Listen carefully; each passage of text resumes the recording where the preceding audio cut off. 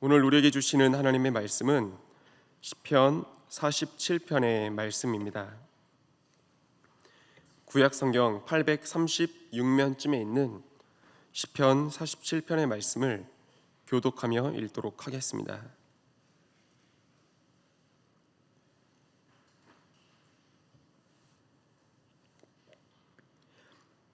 다 찾으셨으면 시편 47편의 말씀을 교독하겠습니다. 너희 만민들아 손바닥을 치고 즐거운 소리로 하나님께 외칠지어다.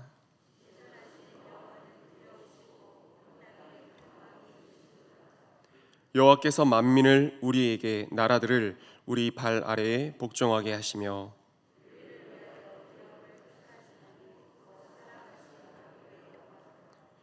하나님께서 즐거운 함성 중에 올라가시며 여호와께서 나팔 소리 중에 올라가시도다.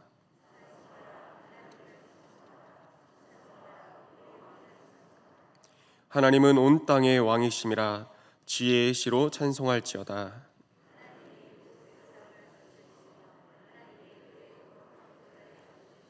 함께 읽겠습니다. 문 나라의 고관들이 모이며 아브라함의 하나님의 백성이 되도다. 세상의 모든 방패는 하나님의 것이며 그는 높임을 받으시리로다. 아멘. 이 시간 우리가 함께 읽은 시편 47편의 이 말씀은요, 왕권 찬양시 혹은 즉위시라고 불리는 그런 말씀입니다. 시편 47편 외에도 93편과 또 96편에서 99편이 왕권 찬양시로 불리는 이 시편인데요, 이 세상 권세자 왕들을 넘어서 온 땅의 창조주 또 통치자 만왕의 왕 되시는 하나님을 왕으로서 인정하고 높여드리는 내용을 담고 있는 시가 이 찬양시, 오늘 읽은 시편 47편의 말씀입니다. 일반적으로 우리들이 어느 순간에 또 누군가를 바라보면서 박수를 치는 때가 있습니다. 근데 박수를 친다면 어떤 마음과 어떤 상황에서 우리가 그렇게 박수를 치겠습니까? 그 대상을 향한 기대감과 또 설렘이 있을 때 그 마음의 정도에 따라서 우리는 박수를 치게 되곤 합니다. 그가 내게 무언가를 줄 것이라는 기대감에 박수를 치게 될 것이고, 내가 그 존재에게 무언가를 얻을 수 있을 것이란 기대감에 우리는 박수를 치게 될 것입니다. 이를테면 우리 성도님들께서 방송에서도 많이 보셨을 것입니다. 가수나 연예인이 주최하는 그 콘서트장에 관객들이 갔을 때 수많은 관객들이 박수를 치며 환호하게 되죠. 근데 왜 그렇게 하죠? 그 가수의 공연으로부터 내가 만족과 기쁨을 얻게 될 것이라는 그런 기대감으로 한껏 박수치고 환호하게 되지 않겠습니까? 그리고 교회에서도 특정 순서에 따라서 강사님을 모셨을 때, 또 강사님을 소개할 때, 등장할 때 저희가 박수를 보내게 됩니다. 어떤 이유로 그렇게 박수 또 환호를 보내게 됩니까? 그 강사님을 통해 주실 하나님의 말씀을 기대하는 가운데 박수를 치는 우리들을 볼 수 있을 것입니다. 제가 담당하고 있는 중등부에서도 겨울 또 여름 수련회를 맞이해서 강사님들을 모셔서 말씀을 듣고는 합니다. 그런데 그분들을 소개하게 될 때 첫날의 박수와 또 둘째 날의 박수가 달라요. 첫날은 그분들에 대한 막연한 기대감에 보내는 그런 박수였다면, 둘째 날은요, 첫째 날을 경험했으니까 강사님을 통해 주시는 하나님의 말씀과 그 은혜를 첫째 날에 경험했으니까 둘째 날에는 그 박수 소리가 다를 수밖에 없더라고요. 그 마음과 그 기대감에 비례해서 박수 소리가 더 커지게 되더라고요. 그리고 그 커진 박수 소리에 또 비례해서 하나님의 은혜와 말씀은 더 강력하게 부어지고 경험되어지는 것을 보게 됩니다. 사모하는 자에게 더욱 임하시는 분이 우리 하나님이시니까요. 이런 의미에서 봤을 때 오늘 읽은 이 본문 1절 말씀이 더 남다르게 다가오게 됩니다. 시편 기자는 이렇게 고백하고 있습니다. 제가 한 번 더 읽겠습니다. 너희 만민들아 손바닥을 치고 즐거운 소리로 하나님께 외칠지어다. 아까 조금 전 드린 말씀 안에서 본다면 하나님을 높여드리고 하나님께 찬양함에 있어서 하나님을 향한 기대와 또 기쁨, 설렘이 가득한 시편 기자의 감정이 이 한 절의 말씀 가운데서 고스란히 전해지는 것 같습니다. 그런데 이 시편 기자가 어떤 기대로 하나님을 찬양하고 지금 박수치고 있는 것이겠습니까? 2절은 이렇게 고백을 하고 있습니다. 지존하신 여호와는 두려우시고 온 땅에 큰 왕이 되심이로다. 아멘. 하나님께서 온 땅의 왕이 되심에 대한, 그리고 내 삶의 왕으로 인정함에 대한 그런 기대감에 이 시편 기자는 하나님께 찬양하며 박수 갈채를 올려드리는 것이겠죠. 본문을 준비하면서 이 말씀을 찾다 보니까 성경에서 이 박수를 친다는 것에 대한 또 다른 의미를 찾아볼 수가 있었습니다. 열왕기하 11장에 나오는 내용이었습니다. 11장에서 요아스가 왕으로 등극하는 그런 장면이 나옵니다. 당시에 제사장이었던 여호야다가 요아스에게 왕관을 씌워주고 또 율법책을 건네고 기름을 부어 왕으로 삼게 되는데, 그때 그 순간에 백성들은 환호하게 됩니다. 그리고 박수를 보내게 됩니다. 무엇에 대한 박수였겠습니까? 요아스를 자신들의 왕으로 인정함에 대한 박수였겠죠. 그리고 하나님께서 기름 부어 세우신 그 요아스에 대한 기대감의 박수였을 것입니다. 왕을 세울 때 올려드리는 그 박수의 의미에서 봤을 때 우리가 하나님을 찬양하며 박수친다는 그것에 의미를 담는다면 기대감과 기쁨의 감정을 넘어서 한 가지 더, 하나님을 내 삶의 왕으로 인정합니다, 모셔드립니다, 하나님이 온 땅의 왕이심을 인정하는 그 마음의 중심이 우리의 박수를 통해 표현되는 것 아니겠습니까? 찬양하며 박수칠 때 감정과 기분을 넘어서 의미가 있다면 하나님이 나의 왕이심을 고백하는 그 의미가 박수 안에 담겨 있다는 것입니다. 사실 이 말씀을 준비하면서 제 개인적으로 이런 마음을 가지게 되더라고요. 그동안 하나님을 찬양하는 시간에 저도 우리 성도님들도 박수를 치곤 했잖아요. 그런데 오늘 말씀에 이 의미를 담아서 하나님이 나의 왕이십니다, 이런 의미를 담아서 제가 박수치며 찬양을 했던 것이 아니라, 본다면 박자에 따라서, 리듬에 따라서, 분위기에 따라서 박수를 치고는 했더라고요. 그런데 앞으로 박수를 칠 때면 단순히 감정과 이 분위기를 넘어서 이 고백, 하나님이 나의 왕이십니다, 이 마음의 중심으로 박수를 치고 또 찬양을 인도할 때면 그런 중심을 가지고 성도님들과 함께 찬양하며 박수를 쳐야겠다는 개인적인 각오와 그런 시간을 갖게 되는 말씀의 준비 시간이었습니다. 바라기는 저와 우리 성도님들, 하나님께 드리는 우리의 박수 소리에 하나님이 내 삶의 왕이십니다, 하나님이 우리 가정의 왕이십니다, 하나님이 우리 교회의 왕이십니다 라고 하는 이 마음의 중심, 이 고백이 우리 성도님들의 박수 소리에, 박수 갈채에 언제나 함께 묻어나게 되기를 소망하며 축원드립니다. 3절과 4절 함께 읽어보도록 하겠습니다. 함께 읽겠습니다. 여호와께서 만민을 우리에게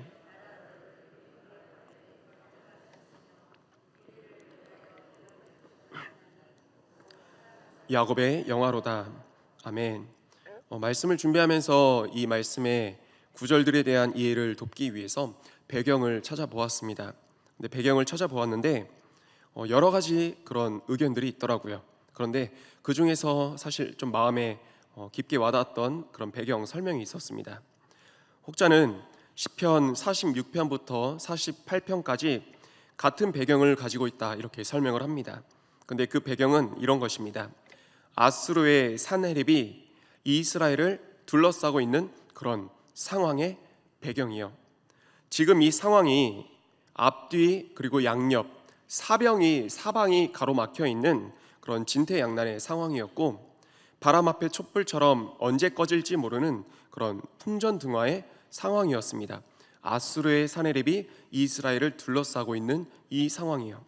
그런데 이 상황 속에서 이스라엘이 당시의 왕이 할 수 있는 것이 무엇이 있었겠습니까?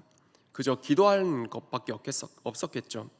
기도밖에 할 수 있는 것이 없어서 울며 부르짖던 히스기야와 또 온 백성들의 기도가 하나님께 상달된 그날 밤에 한 가지 역사가 일어나게 됩니다. 하나님의 사자가 아수르 진영에 나타나서 아수르의 군사 18만 5천 명을 순식간에 멸하시게 된 것입니다.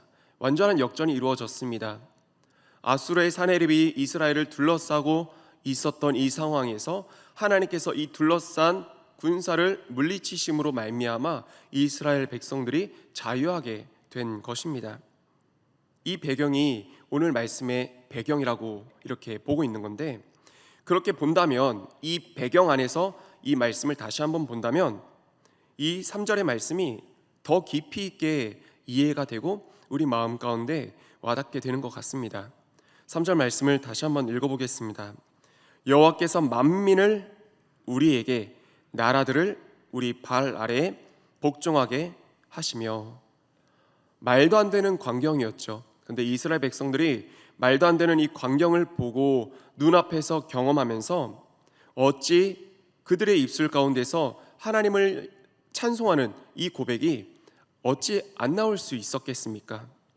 아무것도 잘난 것 없고 정말 작고 힘없는 나라 이스라엘이었지만 그들에게 있었던 것이 있었습니다. 그것은 온 땅의 통치자 되시는 그 하나님을 나의 하나님으로, 우리들의 하나님으로 믿었던 것과 그 하나님을 향한 기도와 찬양이 멈추지 않았던 것이었죠. 그렇게 기도했더니, 그렇게 찬양했더니 나타내시고 경험케 하시는 하나님의 놀라운 기적들 앞에서 열방은 두려워 떨게 되었습니다. 그리고 이스라엘은 6절의 말씀처럼 더 하나님을 찬양할 수밖에 없지 않았겠습니까?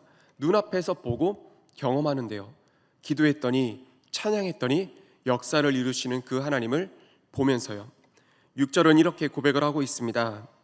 찬송하라, 하나님을 찬송하라, 찬송하라, 우리의 왕을 찬송하라. 그리고 이 고백이 당시 이스라엘 백성들의 고백뿐만 아니라 오늘날 우리의 고백, 우리의 찬송이 되어야 하는 이유가 있습니다. 그것은 3절에서 기록하고 있는 복종하게 하시며 이 단어 때문에 그러합니다. 당시 이스라엘 백성들의 그 찬송, 그 고백이 오늘날 우리들의 고백이 되어야 함은, 반드시 그렇게 되어야 함은 3절에 기록하고 있는 복종하게 하시며 이 단어에 그 이유가 있었습니다. 이 단어가 참 은혜가 있더라고요. 이 복종하게 하신다라는 단어가 성경 원문에서 확인하고 찾아보니까 미완료, 미래 시제로 되어 있었습니다. 이 말씀을 한마디로 드린다면 하나님의 복종하게 하심, 하나님의 통치하심, 더 나아가서 하나님의 인도하심은 그때 그 순간 단 한 차례로 그치고 끝난 사건이 아니라는 것입니다. 과거에서부터 미래까지 오늘날 하나님을 찬양하는 저와 우리 성도님들의 삶 가운데서도 계속해서 이어지게 될 것이라는 말씀입니다. 기도하고 찬양하는 당시 이스라엘 백성들에게 대적을 복종하게 하셨던 하나님의 그 손길과 능력이 오늘날 그 하나님께 찬양하고 기도하는 우리들에게도 우리들의 대적을 복종하게 하시는 그 능력이 나타나게 된다는 말씀이신 겁니다. 아수르가 이스라엘을 둘러싸고 있는 것처럼 정말 진퇴양난, 풍전등화의 상황 가운데 계시는 우리 성도님들 혹여나 계십니까? 사람은 어찌할 수 없어도 우리 하나님은 전능한 하나님이심을 믿습니다. 또 전능자 하나님께서 역사하시며 기적을 일으키는 그 사람은 앞서 드렸던 말씀처럼 아무에게나 그렇게 나타내시는 게 아니죠. 내 인생의 왕이 하나님이심을 인정하는 사람, 그리고 그 하나님을 향한 찬송과 기도가 끊이지 않는 그 사람에게 오늘날 복종하게 하시는 하나님의 능력과 역사가 나타나게 될 줄 믿습니다. 또 그 사람이, 기도가 끊이지 않고 찬송이 끊이지 않는 그 사람이 저와 우리 성도님들, 우리 은평교회 모든 성도님들이 되심을 믿습니다. 아멘. 마지막으로 한 절만 더 살펴보겠습니다. 5절의 말씀입니다. 하나님께서 즐거운 함성 중에 올라가시며 여호와께서 나팔 소리 중에 올라가시도다. 아멘. 하나님께서 올라가신다는 그런 표현이 나오고 있습니다.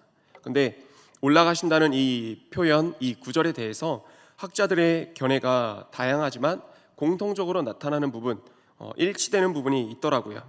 이것이었습니다. 하나님의 임재를 상징하는 그 언약궤가 성전에 올라가는 것을 나타내는 것이다 라는 그런 의견들이 있었습니다. 그리고 사무엘하 6장에서도 살펴볼 수 있는 말씀이 있습니다. 저희가 잘 알고 있는 말씀이죠.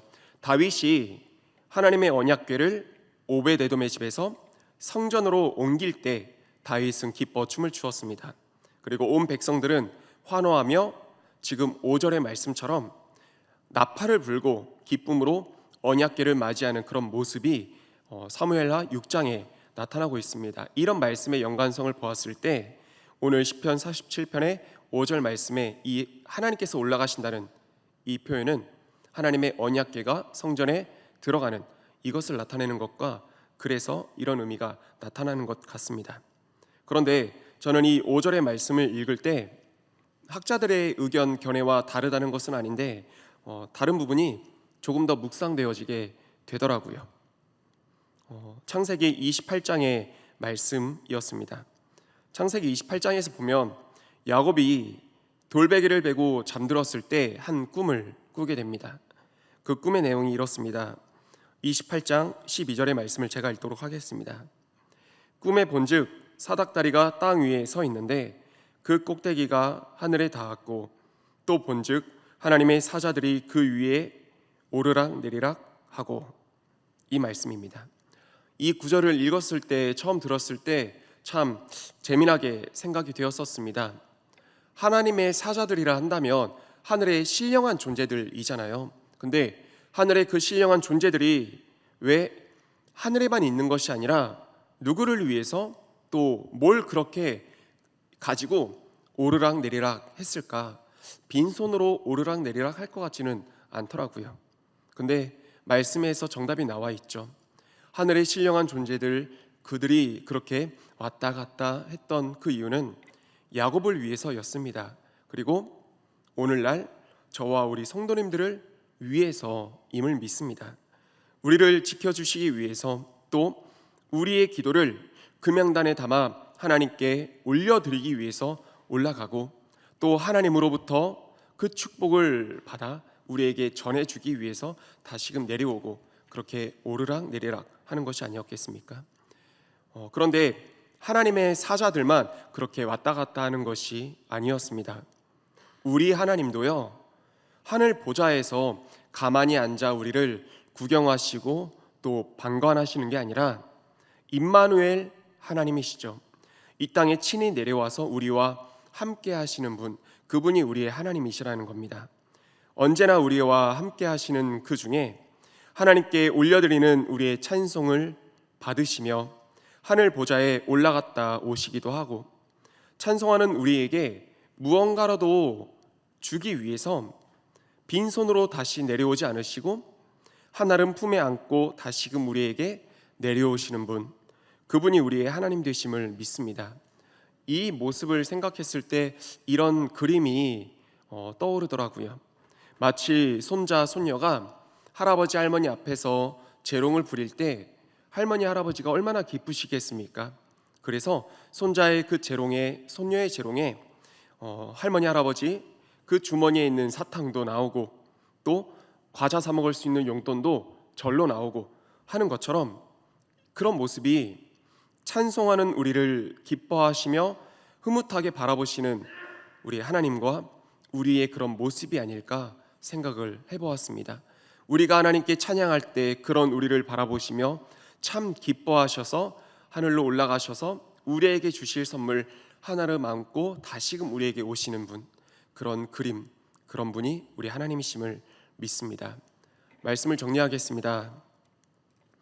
계속해서 우리 부목사님들을 통해 시편 말씀을 듣고 또 저도 오늘 말씀을 준비하면서 하나님을 향한 이 찬송의 중요성을 다시 한번 깨닫고 생각해보는 그런 시간을 갖게 되었습니다. 그런데 한 가지 아차 싶은 게 있더라고요. 우리 성도님들 이 고백 많이 들어보셨을 것입니다. 기도를 쉬는 죄를 범하지 않겠습니다. 누구의 고백이었습니까? 사무엘의 고백이죠. 이 고백만큼은 저희가 많이들 알고 있는 것 같습니다. 이 고백을 잊지 않고 이 고백에 따라서 기도를 쉬는 죄를 범하지 않으려고 기도하기를 애쓰는 저와 우리들의 삶임을 믿습니다. 근데 기도와 우열을 가릴 수 없을 정도로 중요한, 아니 어쩌면 하나님께서 우리를 지으신 목적이 하나님을 찬양하기 위함이니까 찬양의 중요성이 기도보다 더할지도 모르겠습니다. 근데 기도는 이렇게 쉬지 않으려고 애쓰면서 찬양은 제가 쉴 때가 너무나 많더라고요. 찬양을 단지 음악으로만 들을 때가 많고 예배 때만 듣고 부르고 할 때가 참 많더라고요. 저와 우리 성도님들 사무엘의 고백을 우리가 기억하면서 기도하기를 힘쓰는 것처럼, 기도를 쉬는 죄를 범하지 않기 위해서 힘쓰는 것처럼 하나님께서 너무나 기뻐하시는 그 찬송을 쉬는 죄를 범하지 않기 위해서 매일의 삶 가운데서 찬양하기에 힘쓰는 저 우리 성도님들 삶이 되었으면 좋겠습니다. 찬양을 쉬는 죄를 범하지 아니하고 찬양 가운데 언제나 하나님을 왕으로 고백하고 박수 칠 때면 우리 기분과 감정, 리듬에 빠지는 것이 아니라 하나님이 나의 왕이십니다, 우리 교회의 왕이십니다를 기억하며 하나님께 힘써 박수치며 찬양하고 또 하나님을 기쁘시게 또 하나님께 언제나 미소 안겨드리는 그 찬송 올려드리는 저와 우리 성도님들 삶이 되기를 주님의 이름으로 축원드립니다. 아멘. 함께 기도하겠습니다. 이 시간 오늘 주신 말씀을 기억하며 함께 기도할 때 내 삶의 왕 되신 주님을 찬양합니다. 사방이 가로막힌 나의 상황에서 찬송과 기도 가운데 임재하시는 주님을 찬양합니다. 무엇보다 찬양을 쉬는 죄를 범하지 않겠습니다. 삶 가운데서 마음껏 주님을 찬양하게 하여 주옵소서. 다 함께 우리 주님의 이름 간절히 부르며 함께 기도하겠습니다.